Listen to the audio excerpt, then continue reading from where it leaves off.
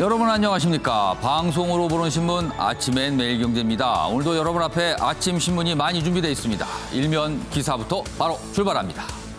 매일경제 일면 기사, 우리나라 경제에 관한 전망이 실려 있습니다. 우선 전망 내용은 이렇습니다.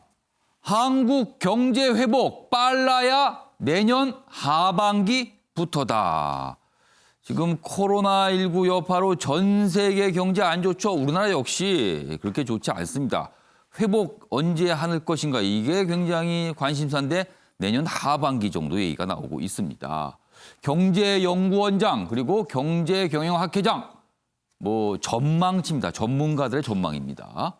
이번 3차 유행 내수에 큰 충격을 줄 것이다. 백신 그리고 미국 새 정부의 정책 등등 내년 경제의 변수가 될 수 있다. 이런 내용 실려 있습니다. 다음은 중앙일보 보겠습니다. 문재인 대통령 새벽 윤석열 징계 저녁에 사인했다. 재가를 했다는 얘기죠. 그렇습니다. 어제 새벽 4시를 조금 넘겨서 윤석열 검찰총장의 징계 내용이 발표가 됐습니다. 새벽이죠. 이례적입니다. 그리고 어제 저녁에 문재인 대통령의 재가가 있었습니다. 내용 보겠습니다. 초유의 검찰총장 정직 2개월입니다.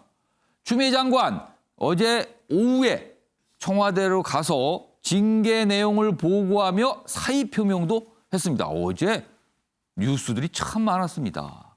대통령, 추미애 장관 추진력으로 개혁을 완수했다. 높이 평가했습니다. 이런 내용까지 있고요. 윤석열 총장은요, 이 정직 2개월에 대해서 불법 조치 바로잡겠다. 불복을 강력히 이야기했습니다. 이번에는 서울신문 보겠습니다. 마이웨이 윤, 추미애 장관 거취와 상관없이 소송으로 간다. 법적 다툼으로 가겠다는 얘기를 천명한 겁니다. 그러니까 어제는 윤석열 검찰총장 측 어제 오후에 추미애 법무장관 사의 내용이 알려졌잖아요. 그 이후의 내용입니다. 불복 소송 강행할 듯하다. 총장직 수행 의지를 나타냈다. 그리고 검사들이요 절차적 공정성 형해화됐다. 형해화됐다는 거는 다 사라져서 찾아볼 수가 없다는 뜻이죠. 이런 입장문도 있습니다. 마지막으로 한국일보 보겠습니다. 하루 1,078명 확진. 코로나19가 등장한 이후 우리나라에서 가장 많은 하루 확진자 숫자를 기록했습니다. 변형 3단계 준비다. 그러니까 지금 3단계로 높여야 된다 얘기 그동안 많이 있었는데요. 사회적 거리두기 3단계 조건을 충족했습니다. 지금요. 일주일 동안 일평균 800명을 넘어섰거든요. 자, 그러면 어떻게 되는 건가? 점심도 식당에서 못 먹을 수도 있다. 이런 얘기입니다. 좀 더 보겠습니다. 코로나 확진 수도권 지금 700명 훌쩍 넘어갔습니다. 정세균 국무총리 3단계 격상 배제할 수 없다. 지금 굉장히 고심하고 있고 준비하고 있다. 이런 이야기까지 들리고 있습니다. 생필품 업종 외에 점포 모두 집합 금지. 그렇게 되면 이거 영업을 못하는 겁니다. 그리고 모임 행사 인원은 10명에서 5명 이하로 강화가 될 수 있다. 이런 내용 실려 있습니다. 지금까지 일면기사 짚어봤고요. 오늘도 뉴스의 행간을 읽어주시기 위해 네 분께서 자리하셨습니다. 한 분씩 소개해드리겠습니다. 화면 가장 왼쪽에 윤영걸 전 매경닷컴 대표 자리하고 계십니다. 그리고 그 옆에는 현근택 전 민주당 법률위 부위원장 나오셨고요. 그리고 이준석 전 미래통합당 최고위원도 나오셨습니다. 그리고 마지막으로 박창한 장한대 교수 자리하셨습니다. 안녕하세요.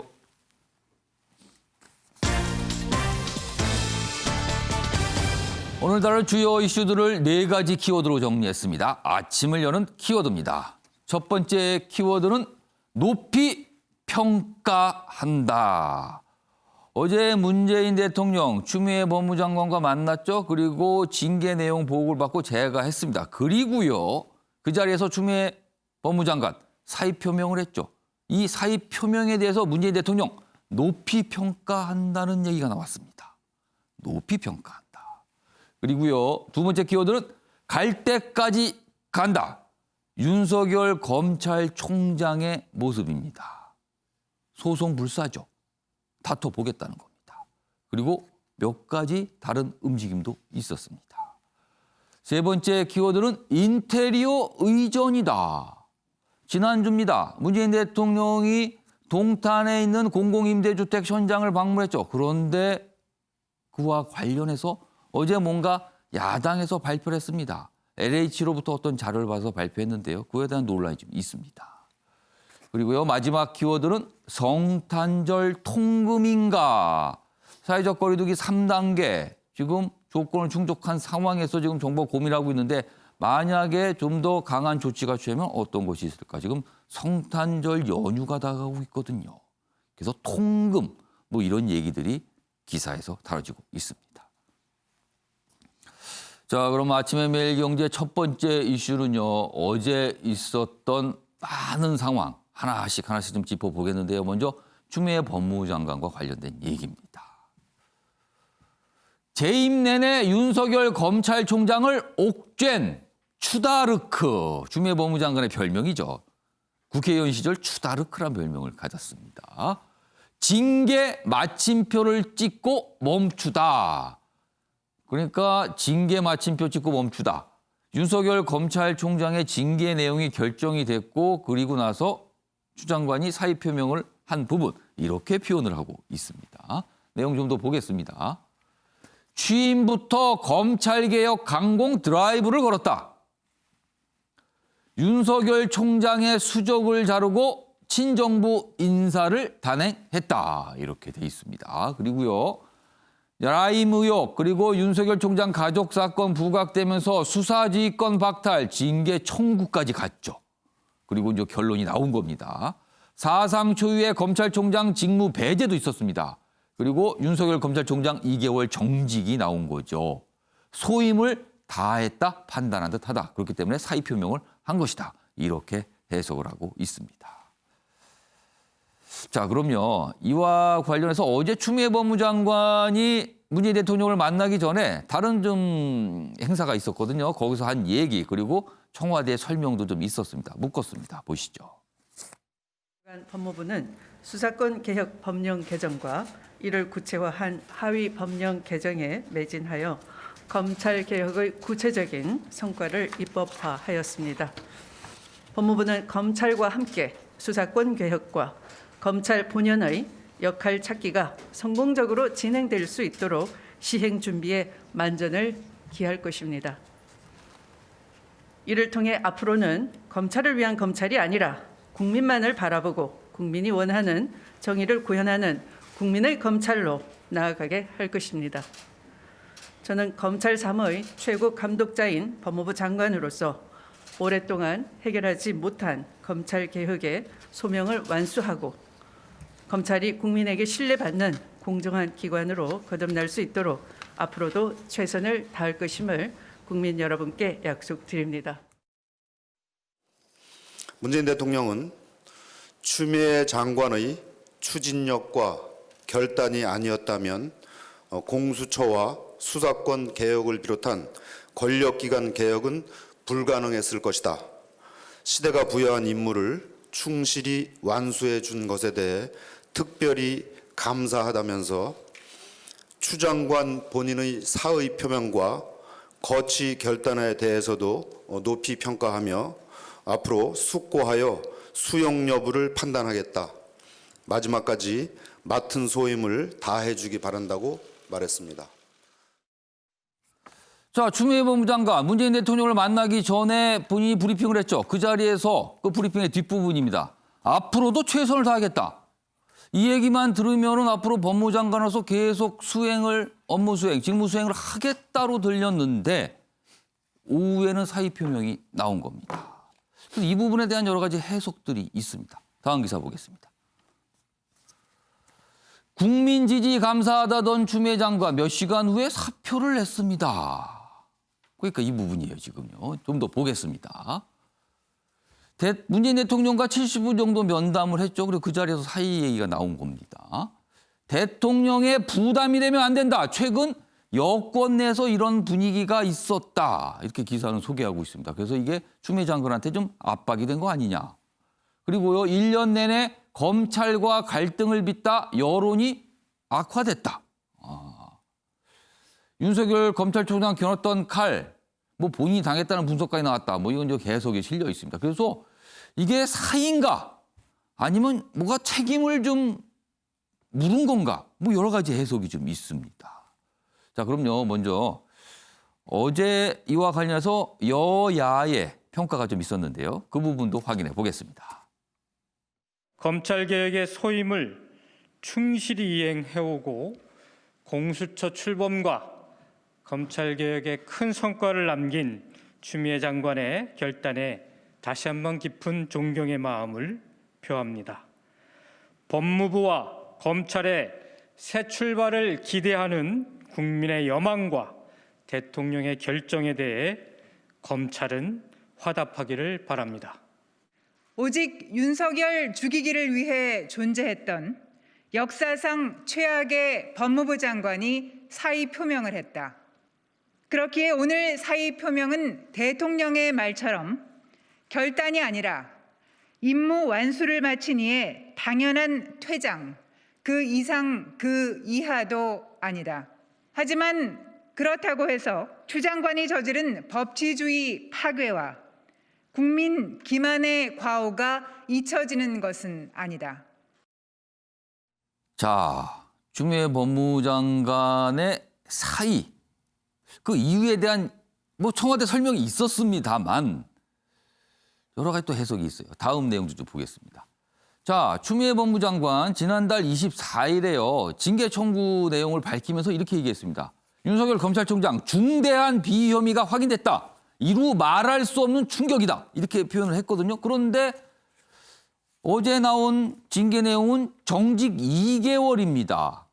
그동안 해임 가능성 이런 것까지 정치권 그리고 언론에서 얘기가 나왔는데 그거에 비하면 좀 수위가 낮은 거 아니냐.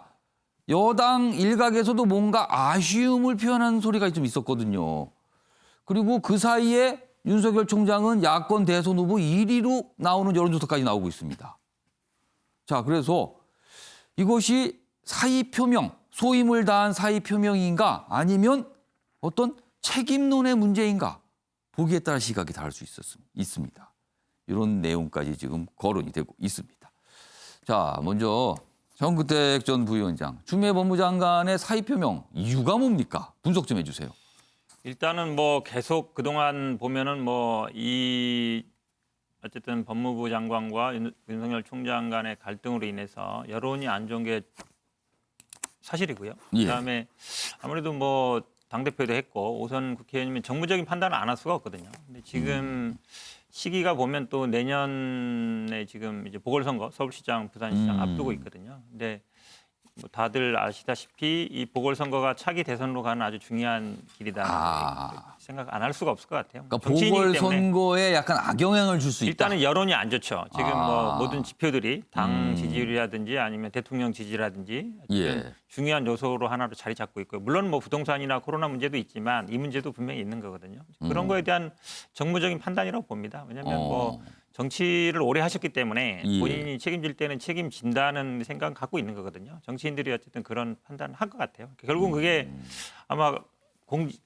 임명직이라는 그러니까 예. 검찰총장과 아니면 정무직이라는 법무부 장관의 차이다. 결국은 아마 장관으로서 책임지는 가장 큰 거는 뭐 제가 보기에 자기 거취를 결정하는 거로 보거든요. 그거로서 저는 아마 어느 정도 그 뭐 정부 여당이라든지 이런 것에 대한 부담 이런 것들을 한번 본인이 생각 안 할 수가 없었어요. 그렇다면은 조만간 문재인 대통령이 수용을 할 걸로 보시나요? 제가 보기에는 아마 의사 표명을 했는데 이게 이제 어쨌든 청와대 수석이 공개를 했잖아요. 예. 공개를 만약에 안 했으면 제가 보기에 수용 안 할 수도 있지만 공개를 공개한 했다 것은? 그러면 오히려 좀 수용 가능성이 높은 게 아닌가. 저는 뭐 거기에 대한 어떤 결정권은 없습니다만 오. 보통을 보면 이제 언론에 공개한다는 얘기는 보통 예.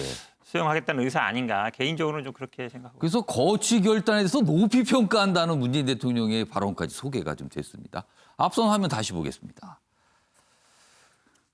그러니까 오늘 어제도 그렇고요. 이 부분에 대해 다음 화면 이 부분입니다. 언론들이 이제 요 내용을 다루면서 아니 이렇게 충격적이다 이렇게 했는데 정치개혁 이게 좀 뭔가 안 맞는 거 아니냐 이렇게 지적을 하면서 이거에 대한 약간 책임론 뭐 이런 가능성 뭐 진짜 이유가 이거 아니야 이런 기사들도 꽤 있는데요.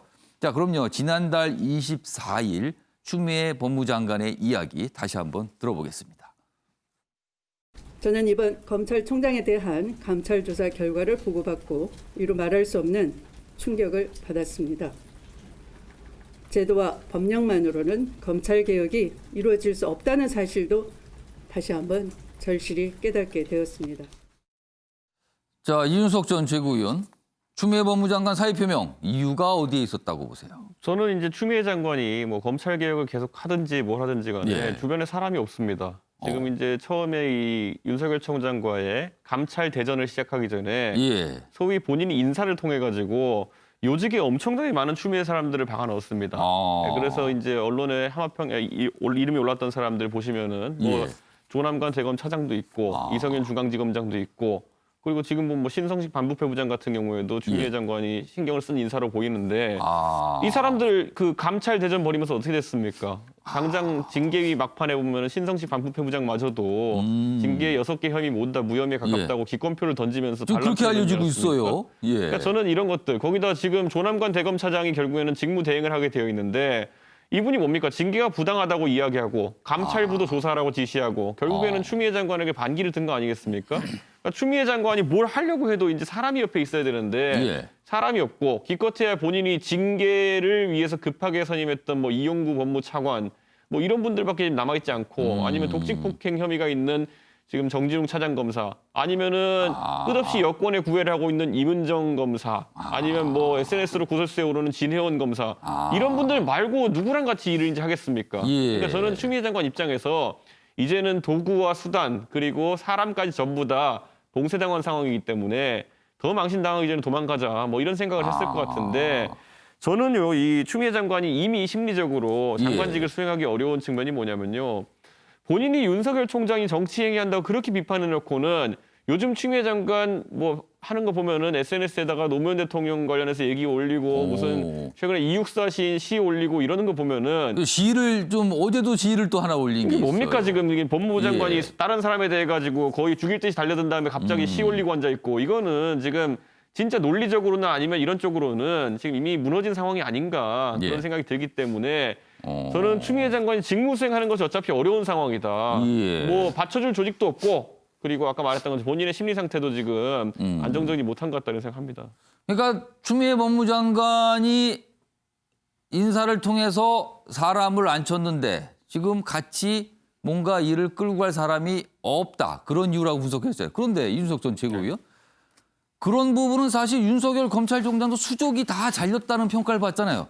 총장 역시 사람이 없는 건데 그럼 장관도 사람이 없고 총장도 사람이 없고 이렇게 된 겁니까 그럼? 지금 윤석열 총장은 제가 예. 봤을 때 대한민국 헌정사에 가장 조직의 서포트를 많이 받는 검찰총장이 되었습니다. 이번 조직의 지원을 받는다. 이번 감찰 대전을 통해 가지고 예. 감찰 및 징계 대전을 통해 가지고 지금 뭐 평검사부터 완전히 윤석열 총장이 뭐 장악하려는 시도하지도 않았는데 장악되지 않았습니까? 그래서 저는 이거는 추미애 장관 입장에서는 아무리 인사권이라는 것이 본인의 고유한 권한이고 강한 권한이라 하더라도 예. 잘못 휘두르면 어떻게 되는지를 잘 보여주는 사례다 이렇게 봅니다. 상황이 아무래도 두 분의 공통점은 있어요. 여론이 악화가 됐고 그 사이에 윤석열 검찰총장만 정치적으로 부각이 됐다. 뭐 이런 겁니다 지금요.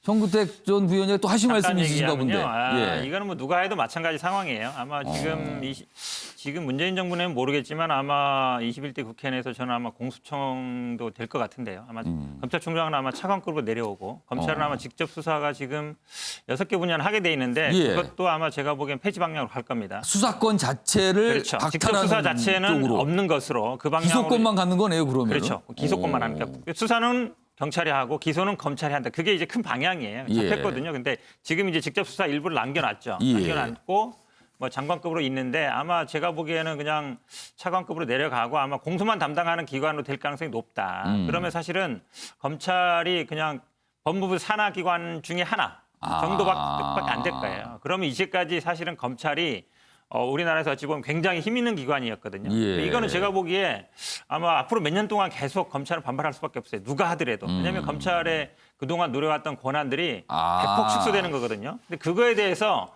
어떤 사람이든 그러니까 지금 뭐 한두 번 인사했다고 해서 그 사람이 뭐 추미애 라인이 정부 절대 그렇지 않아요. 왜냐하면 예. 생각을 해보세요. 본인들이 가졌던 권한이 대폭 줄어드는데 거기에 몸담았던 사람이 이런 사람들은 자기가 어쨌든 검찰 출신이다. 그리고 모임도 하고 그 예. 소속감이 굉장히 강하거든요. 한번 검찰에 있던 사람은 계속 검찰이라는 인식이 있는데 그 권한이 줄어드는 거에 대해서 누가 찬성하겠습니까? 저는 이런 상황은 앞으로도 계속 될 거라고 봅니다. 그러니까 아까 이준석 전 최고위원이 조직적 지지, 그러니까 검찰의 어떤 조직의 지지를 받아 그 부분에 대해서 그건 윤석열 검찰총장 아니래도 검찰의 어떤 권한을 지금 박탈하는 부분이니까 반발했을 것이다. 그리고 그런 모습이 나타날 것이다. 뭐 이렇게 좀 설명을 해 주셨습니다. 자, 그럼요. 윤영걸 전 대표님하고 박찬희 교수님께는 추미애 법무장관 사의 표명을 했거든요. 그리고 지금 정구택 전 부위원장 전망대로라면은 뭐 청와대가 문재인 대통령 수용하는 거는 뭐 당연한 수순 같아 보이는데 그렇다면 사퇴 이후 정치인이잖아요. 예. 서울시장 출마 또는 그 이후에 대선과 관련해서 정치권에서 그동안 얘기가 있었거든요. 네. 그럼 추미애 법무장관 사퇴 이후 출마 가능성 어떻게 보십니까? 뭐 상당히 있다고 봐야죠. 그 시를 보면 알 수 있잖아요. 예. 정호승 시인의 산산조각을 시를 SNS에 게재했잖아요. 그 화면에 좀 다시 한번 좀 예. 보여주시기 바랍니다. 그 산산조각이 그 시인이 룸비니에서 진흙으로 만든 부처를 사왔는데 부서졌는데 그냥 부서진 게 아니라 산산조각 났지만 부처님이 말씀하셨다. 산산조각을 얻을 수 있지. 산산조각이 나면 산산조각으로 살아갈 수가 있지. 산산조각 때도 살아갈 수 있다. 그 시인이 접착제로 붙여진 걸 붙이잖아요. 그러니까 나는 정치적으로 재기하겠다. 다시 일어난다. 그러니까 진짜 그만둘 생각이 있으면은 안도현 시인의 연탄재 같은 걸 썼을 겁니다. 너는 한 번이라도 남을 따뜻하게 해준 적 있느냐? 연탄재. 연탄재는 없어지잖아요. 그러면서 연탄재 발로 차지 마라. 그러죠. 그렇죠. 이거는 추미애 장관이 나는 부서진 부처다. 그러니까 다시 재기하겠다는 그러니까 서울시장이나 뭐 그 이후 대권까지도 넘보는 지금 이 많은 거를 처리했다는 자부심이 있지 않겠어요? 예. 그러니까 추다르크라는 말도 있을 수 있고 저는 추도라라는 말도 쓸 수 있다고 봐요. 추도라, 판도라. 인류 최초의 여성인데 그리스 신화에 예. 판도라 상자 온갖 불행을 담은 상자를 호기심 못역에서 판도라 상자 열어서 인류의 불행이 시작됐다잖아요. 저는 문재인 정권의 불행이 시작일 수도 있고 또 추다르크라고 해서 또 프랑스를 구한 영국하고 싸워서 프랑스를 구한 그러니까 지금 공수처라든지 검찰 그 지금 현 정권을 향해서 조여오는 수사 예. 이거를 일단은 막았잖아요. 그러니까 이게 추다르크라고 할 수도 있고 예. 여기에 대한 여론, 민심, 앞으로 법적인 판단에 따라서 지금 정권 지지도가 예. 지금 한 38%까지 떨어졌거든요. 자칫하면 더 떨어진다면은 자칫하면 판도라 상자로 연 걸 수도 있죠. 예. 그건 아마 민심하고 법원에 닿지 않느냐 이런 생각이 들고 거기에 따라서 앞으로 정치적인 그 방향까지 정해질 것 같다 이런 생각이 듭니다. 박찬 교수님께서는 추미애 법무장관 서울시장 도전 가능성 어떻게 보십니까? 그래서 저는 서울시장보다는 좀 더 위기 상황이 됐을 때 돌아오지 않을까 싶습니다. 그게 언제를 말씀하시는 거죠? 위기 상황이라고 하시면은. 뭐 지지율이 더 폭락한다던가 뭐 예를 들어 이제 당이 대선 주자의 지지도가 폭락했을 때 그럼 이럴 돌아오는 때 모습은 어떤 형태일까요? 구원투수로 저는 등판을 할 가능성이 매우 높다고 봅니다. 그럼 구원투수 왜냐하면 구체적으로 제가 질문을 드리면 예를 들면 위기 상황에서 대선 주자로 뛰어들 가능성이 있고요. 아니면 다시 정부로 들어갈 가능성도 있거든요. 그 위기 상황에서 예. 본인이 이제 여론조사에서 지지도가 나오면은 대선 주자로 직접 갈 것이고 그게 아니면은 다시 당권으로 갈 가능성이 전 높다고 봅니다. 다시 뭔가 여당 쪽으로 와서 당권이요. 지금 당장은 추미애 장관에 대한 여론의 평가가 굉장히 박하고 예. 낮지만 한번 조금 더 긴 측면에서 보면은요. 검찰에 대해서 온몸으로 맞섰던 사람 중에 살아남은 사람이 없습니다. 노무현 전 대통령도 마찬가지고 예. 조국 전 장관도 마찬가지예요. 예. 그런데 어쨌든 1년 동안 온 나라를 정말 들었다 놨다를 몇 번을 한 끝에 저는 추미애 장관이 살아남았잖아요. 어쨌든 지금 저는 살아남았다고 평가하고 싶어요. 그러니까 정치적으로의 어떤 위상을 여전히 굳건히 갖추고 있다는 뜻이죠. 그렇죠. 지금. 검찰 여권이 이제까지 20년 동안 주장해왔던 검찰 개혁의 요체를 어쨌든 거칠었지만 그리고 논란이 많았지만 지켜냈기 때문에 이것은 이후에 그것이 대선이 됐든 아니면 당권이 됐든 어떤 식으로든지 다음 정권 창출 과정에서 예. 분명히 나타날 거다. 저는 지금 추미애 장관이 위기 상황에 돌아온다라고 하는 것이 그런 지금 이번에 검찰 개혁에 대해서 1년 동안의 행간이 저는 예. 그 다시 돌아올 정치적인 복귀 그걸 암시하고 있다고 봅니다.